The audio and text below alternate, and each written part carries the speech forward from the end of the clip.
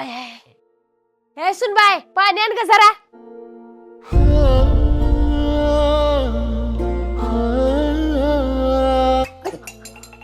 अगे तुझं डोळं फुटलेत का काय? बघून चालायला येत नाही काय?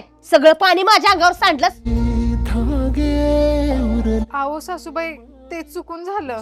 काय चुकून झालं म्हणून सांगतेस? आमचं नशीब फुटक कुठलं असलं काय पटलंय कोणाष्ट. विरले सारे नशिबी आले निखारे उरी वादळाचे. अगे सुन बाय, जेवण झालं असं ताण मला वाढून. बसले हो सासूबाई, आलेच घेऊन. हे घ्या सासू. सुखाचे दिवे. अगे जरा तर काय भाजी चांगली केलीस काय? कसली भाजी केलीस?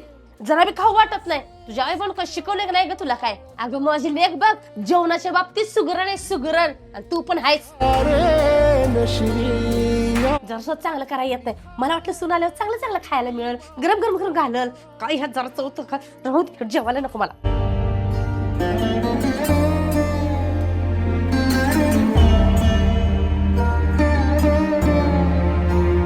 अगे आत्ता लोटायला लागलेस मी. घरच्या लक्ष्मीने दिवस उगवल्या बरोबर लोटायचं असतं. भर दुपारची लुटत्या, आत्ता काम करून दाखवायला लागलेस मला.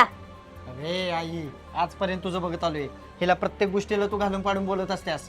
तिथून पुढं माझ्या बायकोला तू अजिबात काय बोलायचं नाही. अरे देवा, तुला जन्म मी दिला, तुला लहानाचा मोठा मी केला, आणि काल आलेल्या बायकोसाठी तू मला बोलतोयस? आहो, माझ्यासाठी तुम्ही सासूबाईंना कशाला काय बोलताय?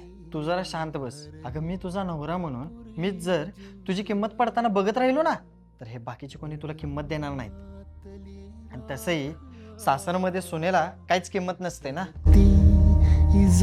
आणि हो आई, ही पण कोणाची तरी एक मुलगी आहे, आणि ही ह्या घरात माझ्या जबाबदारीवरती आली. त्यामुळे हिच्या बाजूने नेहमी खंबीरपणे उभारणं हे माझं कर्तव्य आहे. आणि हो आई, आपल्या मुलीवरूनच विचार करावा ग.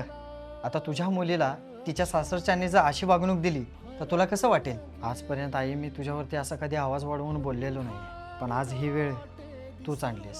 बाकी आई, माझं म्हणणं फक्त एवढंच आहे की स्वतःच्या लेकीसारखे फक्त हिला समज. मग बघ, हिच्यामध्ये तुला कसलीच कमी दिसणार नाही. विखारी निवे सुटले धागे उरले माग. सुनबाई, मला माफ कर. सुना काळजाचे विरले सारे नशिबी